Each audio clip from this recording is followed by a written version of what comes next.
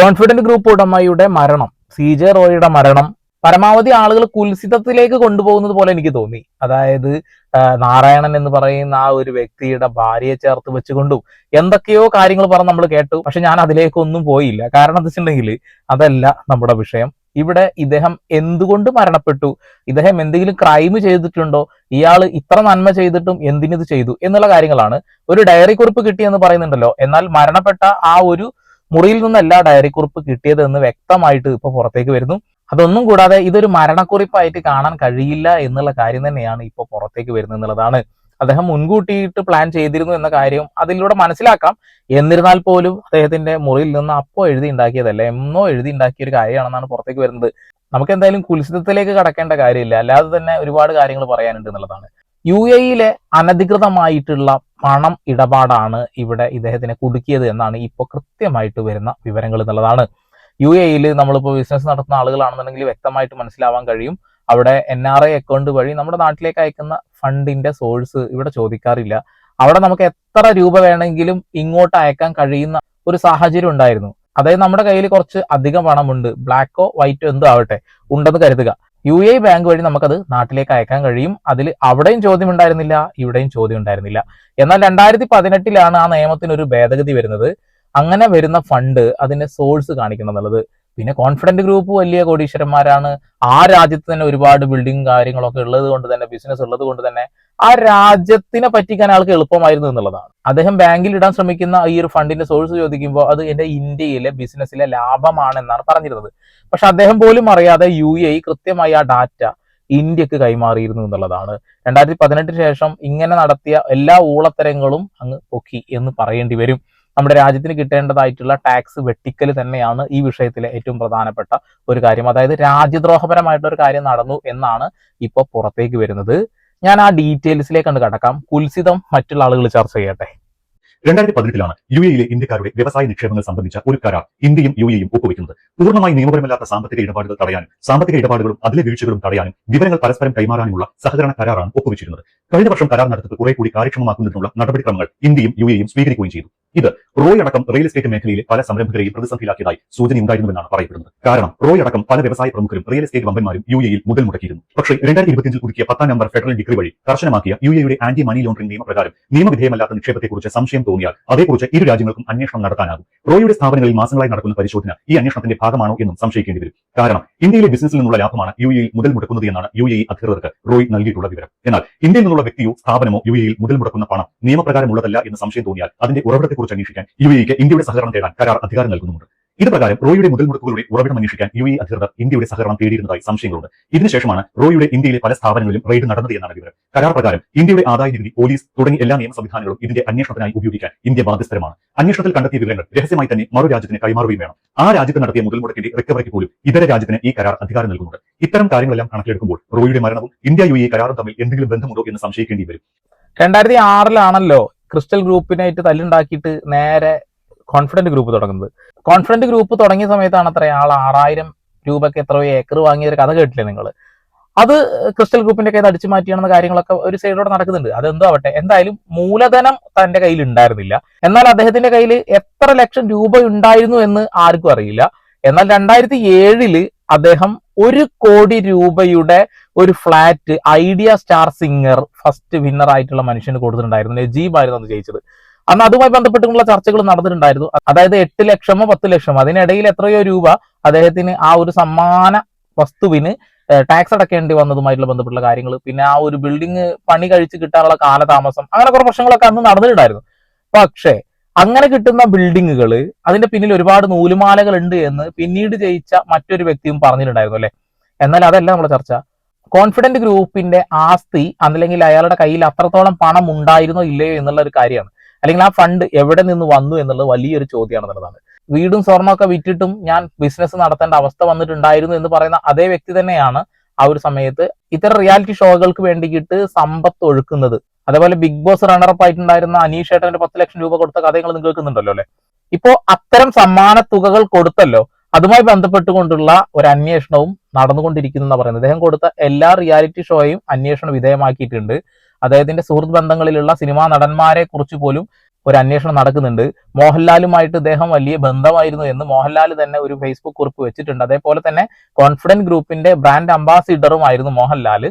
അപ്പൊ അതുമായി ബന്ധപ്പെട്ടുകൊണ്ടുള്ള അന്വേഷണങ്ങളും നടന്നുകൊണ്ടിരിക്കുന്നുണ്ട് എന്നുള്ളതാണ്. വലിയ രീതിയിലുള്ള ഒരു സാമ്പത്തിക തട്ടിപ്പ് നടത്തി എന്നുള്ളതാണ് ഇപ്പോൾ IT ഉദ്യോഗസ്ഥര് പുറത്തുവിടുന്ന കാര്യങ്ങൾ. ഇനിയും ഒരുപാട് ഡാറ്റ പുറത്തു വരാനുണ്ട് എന്നുള്ളതാണ്. നമ്മൾ ഒരുപാട് സഹായിച്ചിരുന്ന മനുഷ്യനാണ്, ജനങ്ങളെ സഹായിച്ചിരുന്നു. പക്ഷെ അതിന്റെ അപ്പുറത്തേക്ക് രാജ്യദ്രോഹപരമായ കാര്യങ്ങൾ ചെയ്തിട്ടുണ്ടെന്നുണ്ടെങ്കിൽ നമുക്കൊരിക്കലും അതിനെ അംഗീകരിക്കാൻ കഴിയില്ല. റോയിയുടെ മരണക്കുറിപ്പ് എന്ന് കരുതപ്പെടുന്ന ഒരു കുറിപ്പ് കണ്ടെടുത്തതായും വാർത്തകൾ വരുന്നുണ്ട്. റോയിയുടെ സ്വകാര്യ ഡയറിയിൽ നിന്നാണ് മരണക്കുറിപ്പ് എന്ന് സംശയിക്കാവുന്ന തരത്തിൽ 9 പേജുകൾ കണ്ടെത്തിയത്. ഈ കുറിപ്പ് പ്രകാരം റോയ് മരിക്കാൻ നേരത്തെ തന്നെ തീരുമാനമെടുത്തിരുന്നുവെന്ന സംശയവും ഉയരുന്നുണ്ട്. കാരണം കുടുംബത്തോട് ക്ഷമ ചോദിക്കുന്നതായുള്ള കുറിപ്പാണ് കണ്ടെടുത്തത് എന്നതാണ് ഇത്തരത്തിലൊരു നിഗമനത്തിലേക്ക് അന്വേഷണ സംഘത്തെ എത്തിക്കുന്നത്. കുടുംബത്തോട് ക്ഷമ ചോദിക്കുന്നതോടൊപ്പം പണം നൽകാനുള്ളവരുടെ വിവരങ്ങളും എഴുതിയ റോയ് കമ്പനിയെ എങ്ങനെ നയിക്കണമെന്നും ഡയറിയിൽ നിർദ്ദേശിച്ചിട്ടുണ്ട്. ഇതെല്ലാം മരിക്കാൻ മുൻകൂട്ടി നിശ്ചയിച്ച ഒരാളുടെ കുറിപ്പുകളായിട്ടാണ് പോലീസ് കരുതുന്നത്. കമ്പനിയുടെ കാലങ്ങളായുള്ള നിക്ഷേപകരെ സംരക്ഷിക്കണം, അവരെ വഞ്ചിക്കരുത് എന്നീ ഉപദേശങ്ങൾ കമ്പനിയുടെ വരുംകാല നായകനുള്ള ഉപദേശ നിർദ്ദേശങ്ങളായിട്ടാണ് കാണുന്നത്. മാത്രമല്ല ജനുവരി 31 സഹോദരനെ വിളിച്ച് റോയ് സംസാരിച്ചത് ജീവനൊടുക്കാൻ തീരുമാനിച്ച ശേഷമെന്നും കരുതപ്പെടുന്നു. യുഎയിലെ കോൺഫിഡന്റ് ഗ്രൂപ്പ് നടത്തുന്ന മുതൽമുടിക്കിനെ കുറിച്ച് യുഎയുടെ നിർദ്ദേശപ്രകാരം ഇന്ത്യ അന്വേഷണം ആരംഭിച്ചിരുന്നതായി പറയപ്പെടുന്നുണ്ട്. മാസങ്ങളായി കോൺഫിഡന്റ് ഗ്രൂപ്പ് അടക്കം പല റിയൽ എസ്റ്റേറ്റ് സ്ഥാപനങ്ങളിലും ആദായനികുതി അധികൃതർ നടത്തുന്ന പരിശോധന ഇതനുസരിച്ചുള്ള അന്വേഷണത്തിന്റെ കൂടി ഭാഗമാണ് എന്നാണ് വിവരം. രാഷ്ട്രീയ സിനിമാ മേഖലയിലുള്ളവരുടെ പണവുമുണ്ടോ എന്നതടക്കമുള്ള കാര്യങ്ങളും അധികൃതർ അന്വേഷിക്കുന്നുണ്ട്. കുടുങ്ങാൻ പോകുന്നത് ഇത്തരം കോൺഫിഡന്റ് ഗ്രൂപ്പുകൾ മാത്രമല്ല, ഇത്തരം റിയൽ എസ്റ്റേറ്റ് കമ്പനികൾ മാത്രമല്ല, ചില നടന്മാരും നടിമാരും ഒക്കെ കുടുങ്ങാനുള്ള സാധ്യതകളുണ്ട്. UAE പോലെയുള്ള രാജ്യങ്ങളിൽ ഫണ്ട് നിക്ഷേപിച്ച് നാട്ടിലേക്ക് എത്തിക്കുന്ന ആ ഒരു പരിപാടി ഉണ്ടല്ലോ, ആ ഒരു പരിപാടി 2018 മുതൽ മോണിറ്ററിംഗ് ചെയ്തുകൊണ്ടിരിക്കുന്നുണ്ടായിരുന്നു. കൃത്യമായി UAE ഇന്ത്യ ഗവൺമെന്റുമായിട്ട് ഇത് ചർച്ച ചെയ്യുന്നുണ്ടായിരുന്നു, എല്ലാ ഡാറ്റയും കൊടുക്കുന്നുണ്ടായിരുന്നു എന്നുള്ളതാണ്. ഒരു പക്ഷേ ഇദ്ദേഹത്തിന് കാര്യങ്ങളൊക്കെ വ്യക്തമായിട്ട് മനസ്സിലായിട്ടുണ്ടായിരുന്നിരിക്കാം. എന്തായാലും മറ്റൊരു കാര്യം കൂടി ഇവിടെ ചർച്ചയിൽ വെക്കേണ്ടതായിട്ടുണ്ട്. ഇദ്ദേഹം മരിക്കുന്ന സമയത്ത് വെടിയൊച്ച കേട്ടു എന്ന് ആളുകൾ പറയുന്നുണ്ടല്ലോ, മാധ്യമങ്ങൾ പറയുന്നുണ്ടല്ലോ. എന്നാൽ അങ്ങനെ ഒരു വെടിവെച്ച കേട്ടിട്ടില്ല എന്ന രീതിയിലാണ് ഇപ്പോൾ കന്നഡ ചാനലുകൾ ചർച്ച ചെയ്യുന്നത്. അന്വേഷണ ഉദ്യോഗസ്ഥരാണെന്നുണ്ടെങ്കിലും അതിനൊരു വ്യക്തത ഇപ്പോഴും പറഞ്ഞിട്ടില്ല എന്നുള്ളതാണ്. ഓക്കെ, ഈ ഒരു സമയത്ത് KK നമ്പൂതിരിയുടെ വൈഫുമായി ബന്ധപ്പെട്ടുകൊണ്ടൊക്കെ ആളുകൾ ഇങ്ങനെ ചർച്ച ചെയ്യുന്നത് കാണുമ്പോൾ എനിക്ക് പുച്ഛം തോന്നി എന്ന് പറയേണ്ടി വരും. ഇത് കുൽസിതത്തിന്റെയോ അവിഹിതത്തിന്റെയോ കഥയല്ല, ഇത് രാജ്യസുരക്ഷയുമായി ബന്ധപ്പെട്ടുള്ള കാര്യം കൂടിയാണ്, നമ്മുടെ സമ്പദ് വ്യവസ്ഥയുമായി ബന്ധപ്പെട്ടുള്ള ഒരു കാര്യം കൂടിയാണ്. ചർച്ച ചെയ്യുമ്പോൾ അതും കൂടി ഒന്ന് പറയണം. മരിക്കുന്നതിന് ഏതാനും മാസങ്ങൾക്ക് മുൻപാണ് റോയ് ദുബായിൽ വെച്ച് രാഷ്ട്രീയ സിനിമാ മേഖലയിലെ പ്രമുഖർക്കായി ഒരു അത്താഴ വിരുന്ന് സംഘടിപ്പിച്ചത്. ഇതിനുശേഷമാണ് റോയിയുടെ കോൺഫിഡന്റ് ഗ്രൂപ്പ് സ്ഥാപനങ്ങളിൽ റെയ്ഡ് ആരംഭിച്ചത്. ആദായ നികുതി വകുപ്പിന്റെ നിരന്തരമായ ഇടപെടൽ റോയിയെ സമ്മർദ്ദത്തിലാക്കിയിരുന്നുവെന്ന സൂചനയുണ്ട്. ഇതേക്കുറിച്ച് ഒരുപക്ഷെ ആദായ നികുതി വകുപ്പ് ഉദ്യോഗസ്ഥരെ ചോദ്യം ചെയ്യാൻ വീണ്ടും വിളിപ്പിച്ചേക്കും. UAE അധികൃതരാണ് പരിശോധനയ്ക്ക് നിർദ്ദേശം നൽകിയത് എന്നും സൂചനയുണ്ട്. പക്ഷേ ഇതിന് ഔദ്യോഗികമായ സ്ഥിരീകരണമില്ല. റോയിക്ക് സാമ്പത്തിക പ്രശ്നങ്ങൾ ഉണ്ടായിരുന്നു എന്നും വ്യക്തിപരമായ പ്രശ്നങ്ങളുണ്ടോ എന്നും പ്രത്യേക അന്വേഷണ സംഘം അന്വേഷിക്കുന്നുണ്ട്. റോയ് ഓഫീസിലെത്തിയത് സംബന്ധിച്ച ജീവനക്കാരുടെ മൊഴിയിൽ വൈരുദ്ധ്യമുണ്ട് എന്ന് പറയപ്പെടുന്നു. സുരക്ഷാ ജീവനക്കാരുടെ മൊഴി അനുസരിച്ച് ഉച്ചയ്ക്ക് 2 മണിക്കാണ് റോയ് ഓഫീസിലെത്തിയത്. സഹപ്രവർത്തകൻ TJ ജോസഫിന്റെ മൊഴിയിൽ 3 മണി. വെടിവെച്ച് കേട്ടില്ല എന്ന വാദത്തിലും അന്വേഷണം നടക്കുകയാണ്. ഒപ്പം മരണക്കുറിപ്പടങ്ങിയ ഡയറി കുടുംബാംഗങ്ങൾക്ക് ലഭിച്ച പശ്ചാത്തലത്തിൽ കുടുംബാംഗങ്ങളെ വീണ്ടും ചോദ്യം ചെയ്യുമെന്ന് വിവരമുണ്ട്. റോയിയുടെ ഡയറിയിൽ നിന്ന് വ്യക്തിപരമായി എന്തോ പ്രശ്നങ്ങൾ ഉണ്ടായിരുന്നുവെന്ന സൂചനയും SITക്ക് ലഭിച്ചിട്ടുണ്ട്. വെള്ളിയാഴ്ചയാണ് 57-കാരനായ CJ റോയ് സ്ഥാപനത്തിൽ ആദായ നികുതി വകുപ്പിന്റെ പരിശോധന നടക്കുന്നതിനിടെ മരിച്ചത്. ഓക്കെ, അദ്ദേഹത്തിന്റെ ഡയറിയും കാര്യങ്ങളൊക്കെ അന്ന് തന്നെ പോലീസുകാർ എടുത്തു കൊണ്ടുപോയിട്ടുണ്ടായിരുന്നു. അതിൽ നിന്ന് കിട്ടിയ ഡാറ്റ വെച്ചിട്ടാണ് ഇപ്പോൾ പോലീസുകാർ ഈ ഒരു കാര്യം തുറന്നു പറയുന്നത് എന്നുള്ളതാണ്. 2018 ഇങ്ങനെ ഒരു നിയമം വരുന്നത്. UAEയിൽ ഇങ്ങനെ സമ്പത്ത് ഇട്ട് ഇവിടേക്ക് കൊണ്ടുവരുന്ന ആളുകളെ കുറിച്ച് അന്വേഷണം വേണം, സോഴ്സ് അന്വേഷിക്കണം എന്നുള്ളത് ഇന്ത്യ ഗവൺമെന്റിനോട് അത് അറിയിക്കണമെന്നും അതിന്റെ ഭാഗമായിട്ട് കൃത്യമായിട്ട് അറിയിച്ചിട്ടുണ്ട്. എന്നാൽ 2018 മുൻപ് വരെ കോടികളായിരിക്കാം ഒരു പക്ഷെ അദ്ദേഹം ഈ നാട്ടിലേക്ക് എത്തിച്ചിട്ടുണ്ടാവുക.